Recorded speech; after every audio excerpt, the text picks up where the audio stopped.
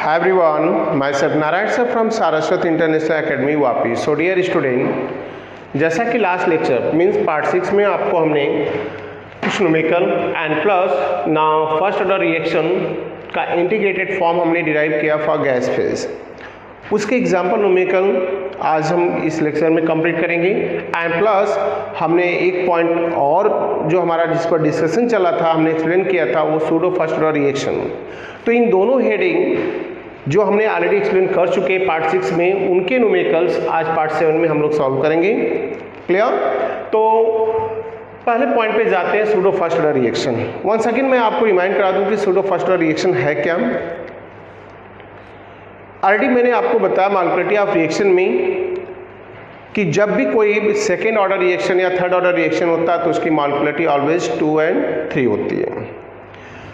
But कुछ ऐसे chemicals reaction हैं जो उनके ऑर्डर चेंज हो जाते हैं by change in condition. Like now pseudo first order reaction उसी का एक एग्जांपल है.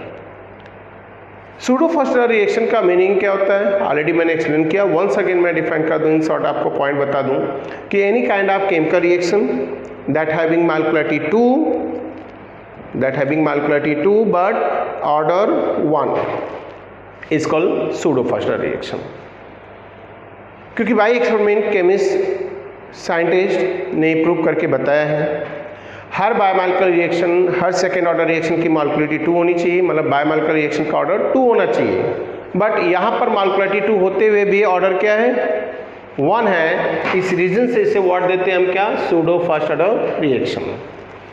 आप सूडो फर्स्ट ऑर्डर रिएक्शन की बात करूं मैं यहाँ पर तो उसके लिए टर्म्स लेंगे यहाँ पर और उन टर्म्स के बेस पर ये न्यूमेरिकल हमारे एग्जांपल 4.9. तो 4.9 है और मैं आपको बता दूं कि टेक्स्ट बुक में आप जाएंगे तो इसके बेस पर एक एक्सरसाइज में न्यूमेरिकल भी है. तो मैं आपको इस सॉल्व करने के बाद उस पॉइंट को मैं आपको बता दूंगा कि कौन सा न्यूमेरिकल है जो एक्सरसाइज में इसके बेस पर हमें सॉल्व करना है. तो एक मैं परफेक्ट करा देता हूँ, सेकेंड आपको करना पड़ेगा. क्लियर? सो उनको मैं हाईलाइट करूंगा. पहले आप ये न्यूमेरिकल अच्छे से देखो, समझो और इसको सॉल्व करो. लगे तो कम से कम 2 टाइम प्रैक्टिस करो, क्योंकि ये जब भी आएंगे बड़े सेक्शन के न्यूमेरिकल हैं, मतलब सेक्शन डी में आएंगे 4 मार्क में ही आएंगे. सीबीएसई में 5 मार्क में यही सेक्शन होता है, गुजरात बोर्ड में ये 4 मार्क के सेक्शन में आएगा. सो स्टूडेंट रीड करते example 4.9. Hydrolysis of methyl acetate in aqueous solution has been studied by titrating the liberated acetic acid against the sodium hydroxide. The concentration of methyl acetate at different time as follows. ये concentration दिया है जब हमने इसका titration चालू किया. Clear student? Titration भी वो हाइड्रोलाइसिस रिएक्शन किसके अगेंस्ट है मैं आपको बता दूं. इन्होंने बताया यहाँ पर कि हाइड्रोलाइसिस करा रहे हैं हम. तो हाइड्रोलाइसिस क्या होता है, मिथाइल एसिड का हाइड्रोलाइसिस कराते हैं तो एसिटिक एसिड बनता है. एज एग्जांपल मैं यहाँ राइट कर रहा हूँ कि CH3COOCH3. अगर मैं इसका हाइड्रोलाइसिस कराऊँ तो हाइड्रोलाइसिस के बाद ये प्रोड्यूस करेगा CH3COOH प्लस CH3OH. ये एसिटिक एसिड हो गया और ये मिथनॉल. जब ये हाइड्रोलाइसिस रिएक्शन स्टार्ट हुआ देन दैट टाइम केमिस्ट ने ऑब्जर्वेशन चालू किया. ऑब्जर्वेशन के बाद उन्होंने डिफरेंट टाइम पर देखो टाइम लिया हमने पहले 0 मतलब जस्ट रिएक्टेंट डाला जिसका कॉन्सेंट्रेशन है 0.850 पर मोल पर लीटर. आफ्टर 30 मिनट्स में टाइम दिया है, देखा कि ये कॉन्सेंट्रेशन जो था ये रिड्यूस होकर हो गया 0.8004. आफ्टर 60 मिनट देखा 0.7538. आफ्टर 90 मिनट देखा 0.7096. तो देन स्टूडेंट यहाँ पर जब इन पॉइंट को फाइंड आउट किया गया तो फाइंड आउट करने के बाद अब मैं आपको बता दूं यहाँ पर कि इन फाइंड आउट करने के बाद अब हमें फाइंड करना बोल रहे हैं क्या so that it follow the pseudo first order kinetics. Right mention किया है. तो सूडो रेट कांस्टेंट भी फाइंड करना pseudo first order kinetics follow करता है. इसका मतलब क्या है, अगर इस रिएक्शन पे हम फर्स्ट ऑर्डर काइनेटिक्स का इक्वेशन अप्लाई करके रेट कांस्टेंट जितने भी मिलते हैं, क्योंकि रेट कांस्टेंट यहाँ मिलेंगे 3, अगर ऑल टाइम, देखो इनिशियल कॉन्सेंट्रेशन ये है, फाइनल ये है, तो टाइमिंग डिफरेंस 30 - 0, इनिशियल ये है, फाइनल ये है, फिर इनिशियल ये और फाइनल ये। इससे क्लियर हो गया कि यहाँ से यहाँ K1, यहाँ से यहाँ K2 और यहाँ से यहाँ K3 मिलेगा। K1, K2, K3 अगर तीनों की वैल्यू सिमिलर हो जाती है तो that is not pseudo first order reaction, is a first order kinetics, ये 100%।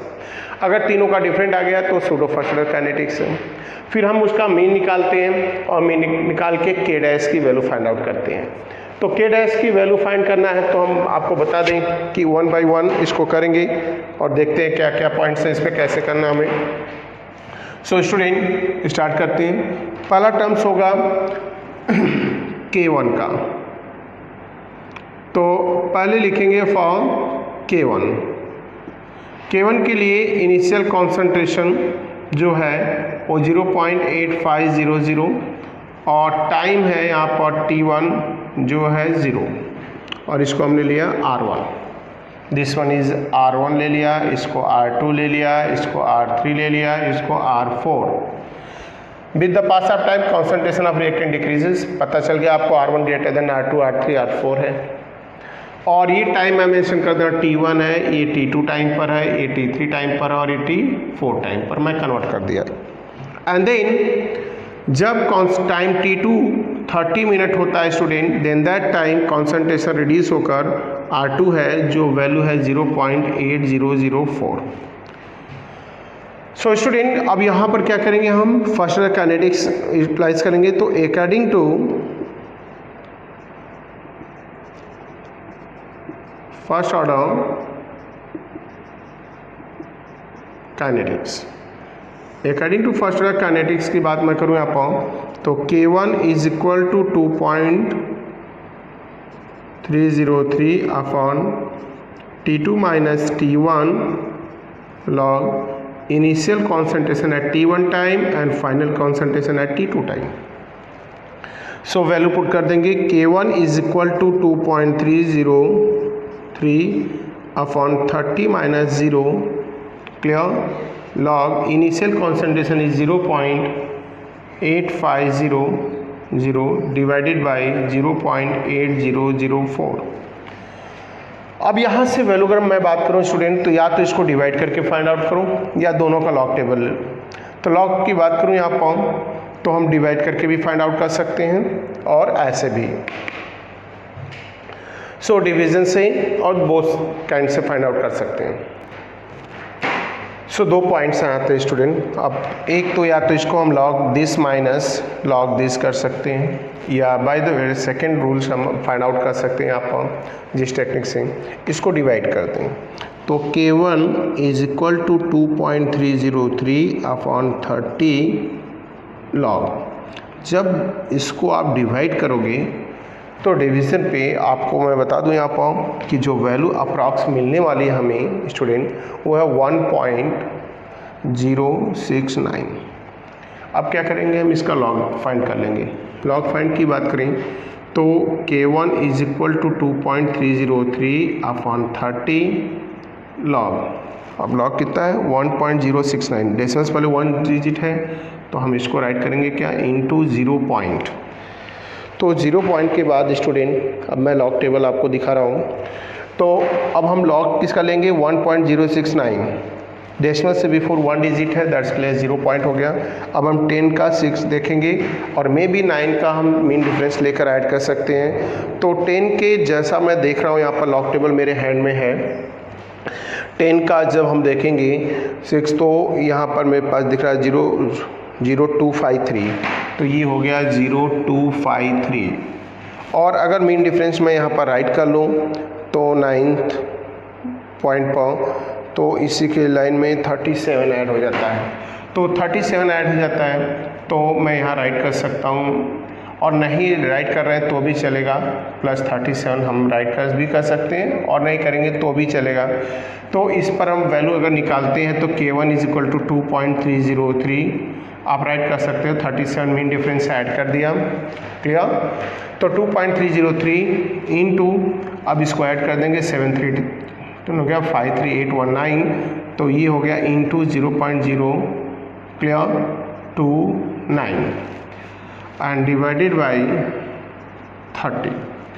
जब इसको डिवाइड करके इसको हम फाइंड आउट करेंगे तो K1 की वैल्यू अप्रॉक्स जो मिलेगी वो है आपका 0.0197 समथिंग मिलेगी अगर देखा जाए तो, या इसको हम राइट कर सकते हैं यहाँ पर स्टूडेंट 0.0 तो 1.9 या अप्रॉक्स हम 2 कंसिडर कर सकते हैं इसको, तो हमने राइट कर लिया 2 × 10⁻⁻, what is this,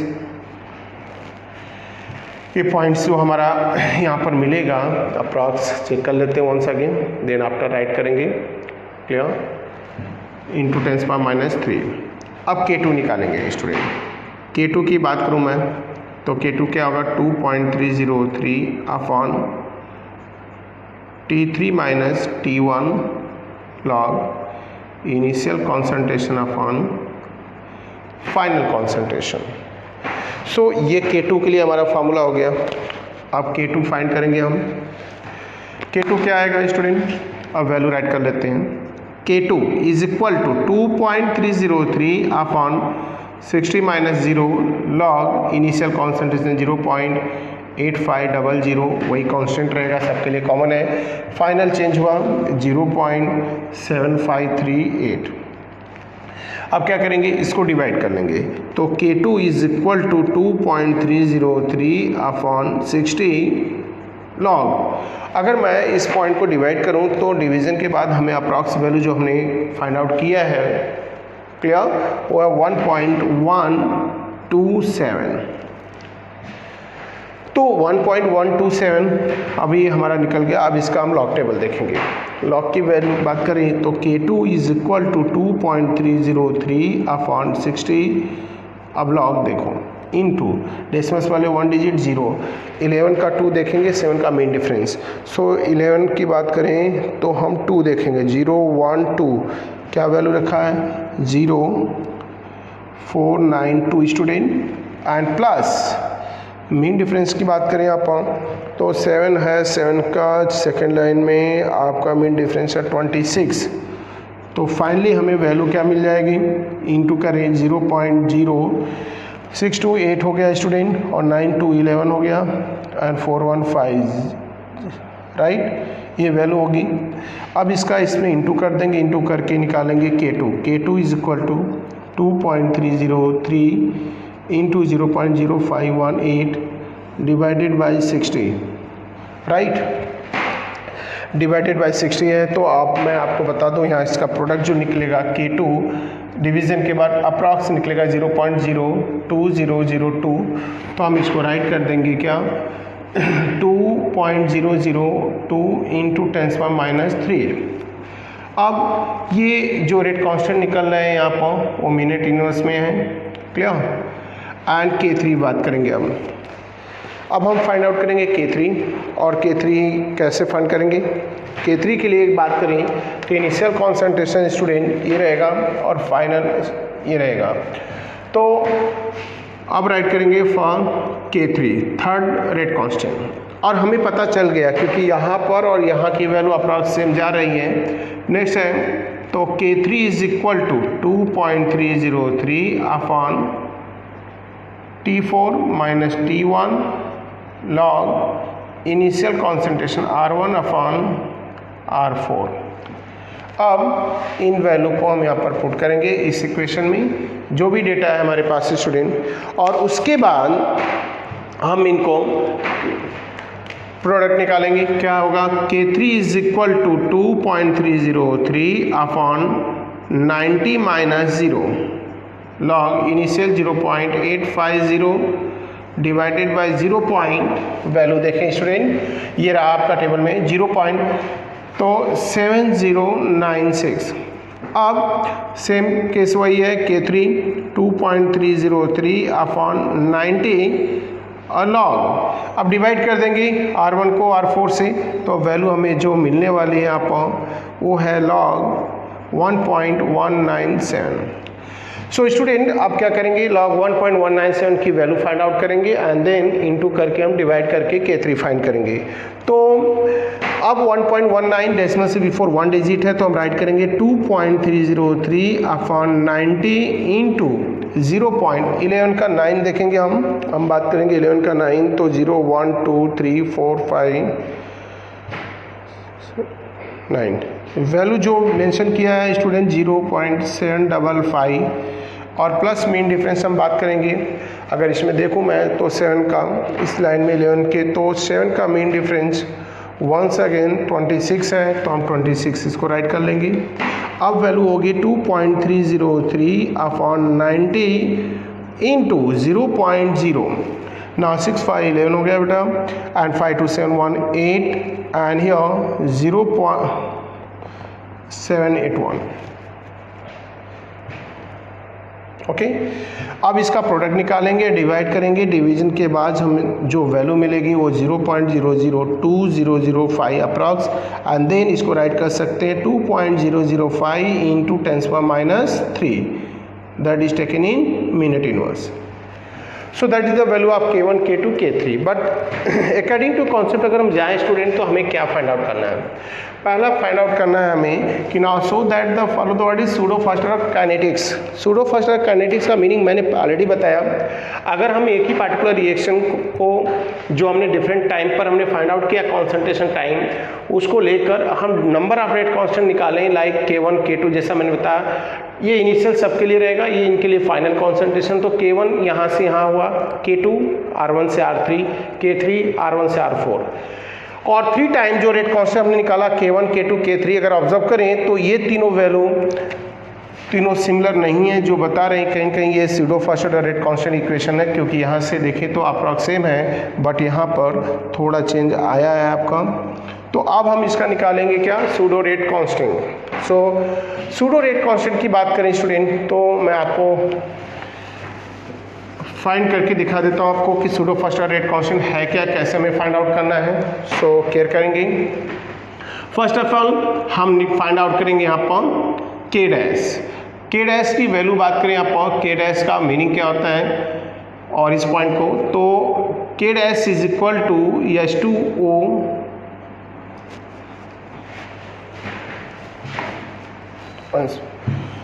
so first K find करेंगे, that is the mean of the all 3 rate constant K1 plus K2 plus K3 divided by 3।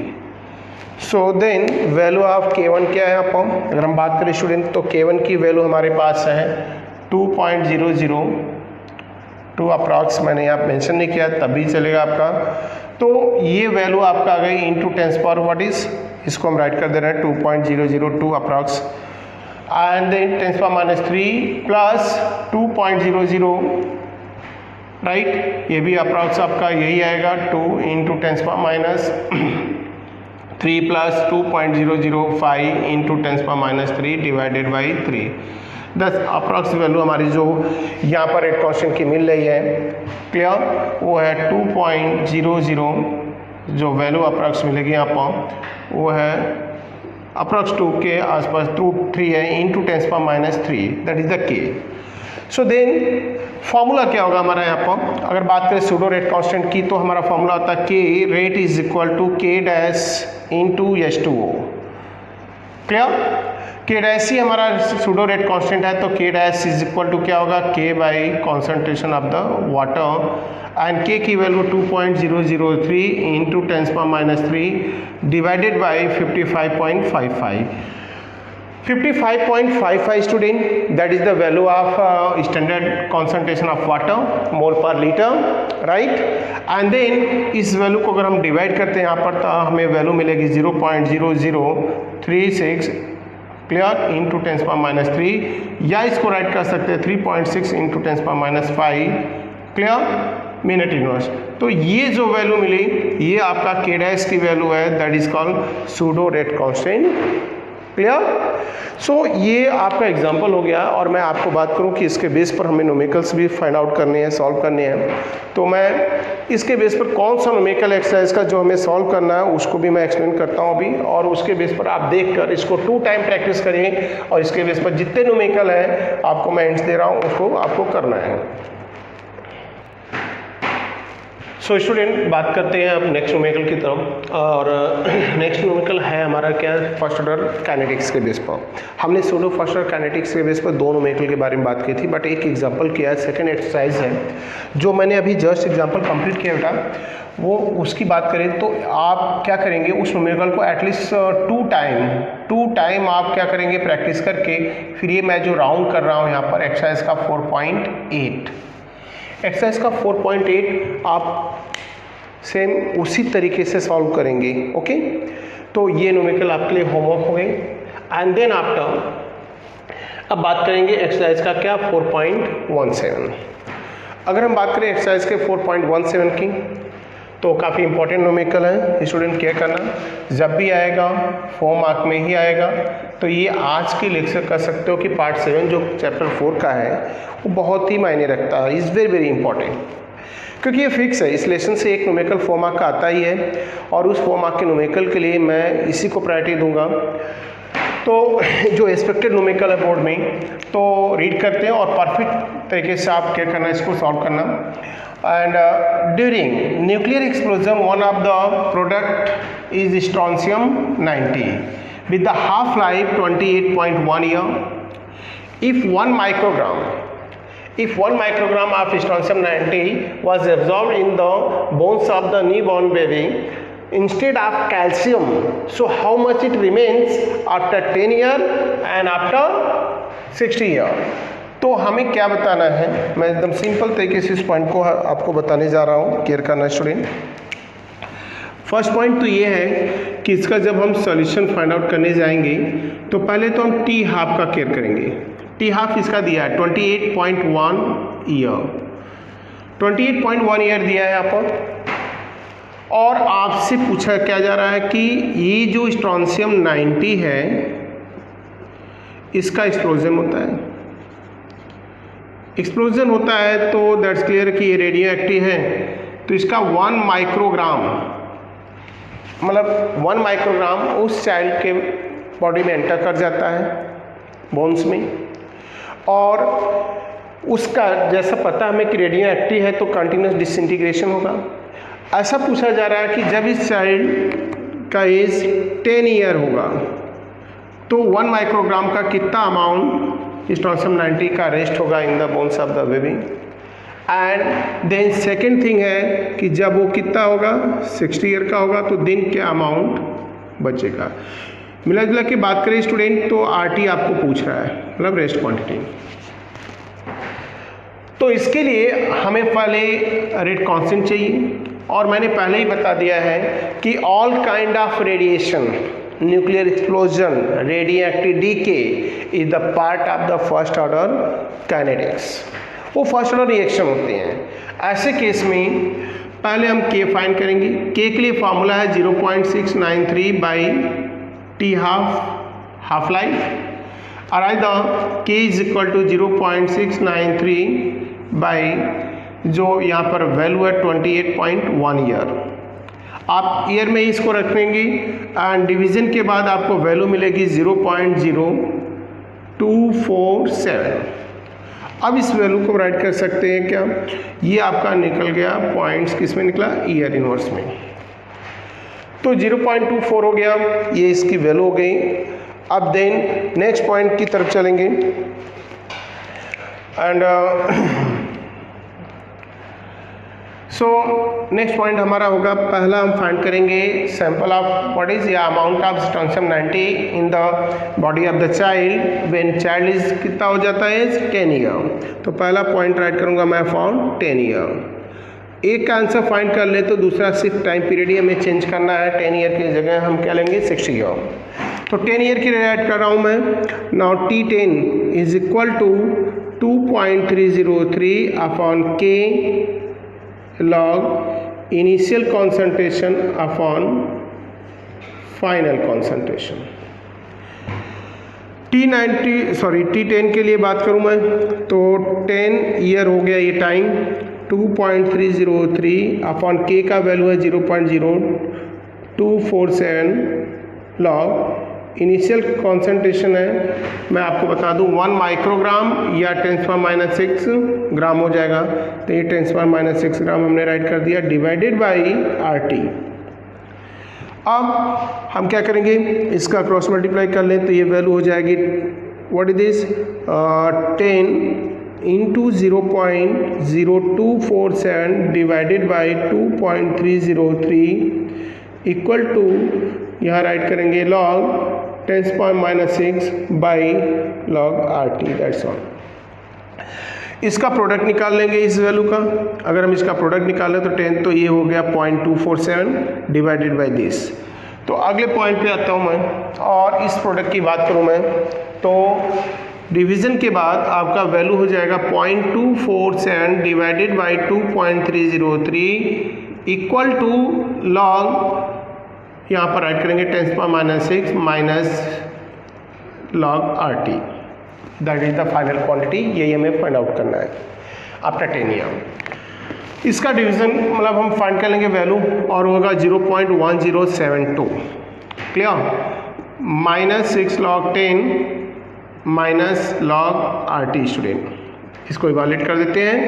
और देन log 10 की वैल्यू 1 होती है, तो -6 माइनस लॉग RT। R6 को rearrange करेंगे, इसमें add हो जाएगा, तो minus log RT is equal to 6.1072। Log को हटाने के लिए एंटी लॉग लेंगे और हमारा final concentration RT is equal to minus, हम राइट करेंगे anti log 6.1072।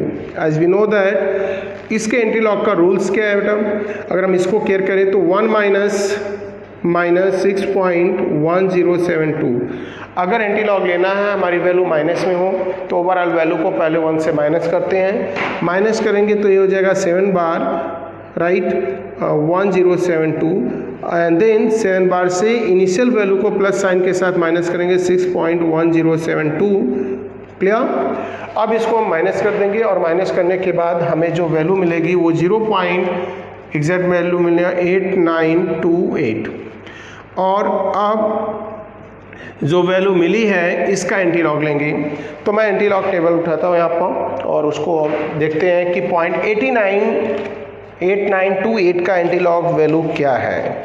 So anti logarithm table 89, तो 89 देखो स्टूडेंट यहाँ पर 8928 है, तो हम एंटी लॉग में जाएंगे, 89 का हम पॉइंट देखेंगे, पॉइंट 89 का 2012, हमारा वैल्यू यहाँ दिया है 7798।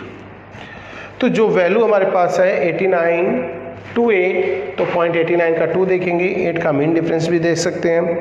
अब 8 का मीन डिफरेंस अगर मैं इसमें देखकर ऐड करूं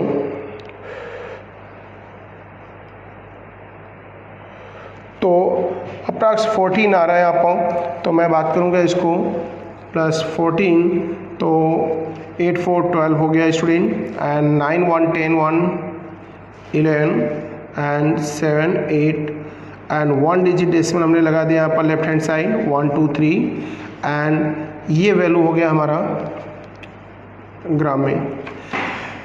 और इसका वैल्यू, अब इसका फाइनल आंसर राइट करेंगे तो इंटू 10⁻⁷ ये ग्राम में वैल्यू हो गई। इसको रीअरेंज मैं कर रहा हूँ 0.7812 into 10⁻⁶ gram, where 1 microgram is equal to 10⁻⁶ gram है, तो इसको माइक्रोग्राम में मैं राइट करूँ तो 0.7812 microgram. That is the final answer, that is the final amount of the strontium 90 that left in the body of the child after 10 years. So ये आपका एक फाइनल आंसर हो गया।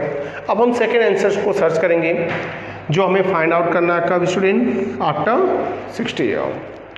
आफ्टर 60 ईयर की बात करें तो हमें सिर्फ चेंज क्या करना है, हमें वैल्यू चेंज करनी है 10 के प्लेस पर। तो 10 के प्लेस पर चेंज करना है तो हम वैल्यू राइट करते हैं डायरेक्ट।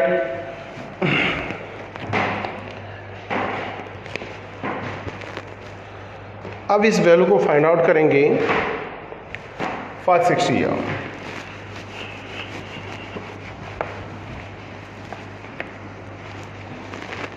तो नेक्स्ट आंसर हम राइट करेंगे फॉर 60 ईयर। जब चाइल्ड 60 ईयर का हो जाएगा तो देन उसमें 1 माइक्रोग्राम स्ट्रोंसियम का कितना अमाउंट रेस्ट रहता है, तो T60 इज इक्वल टू यहाँ पर जो पॉइंट्स है वन सेकेंड मैं चेक कर लूँ। 60 year right student, 2.303 upon K log initial concentration of the reactant upon final concentration.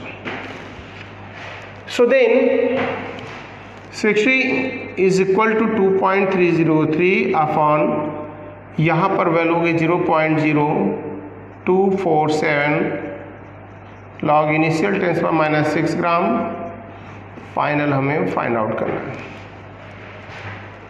तो देन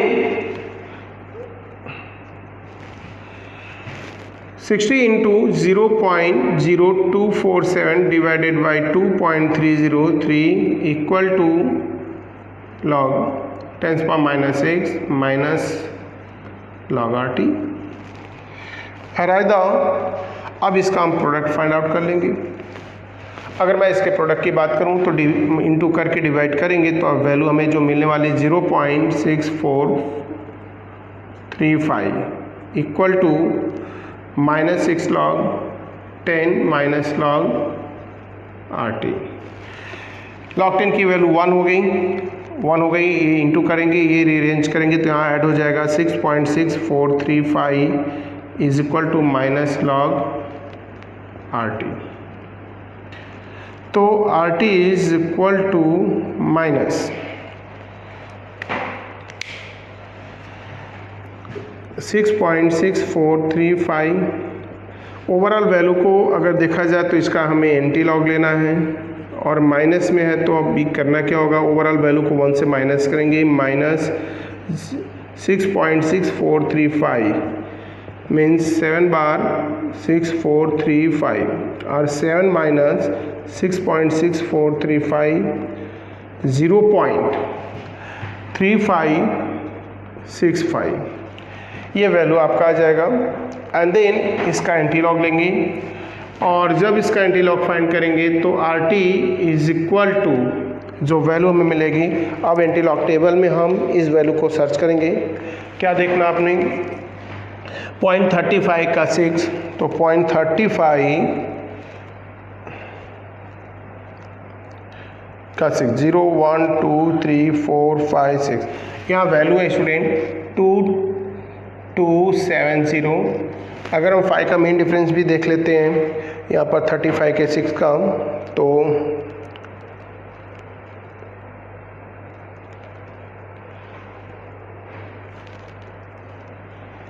ओके मेन डिफरेंस।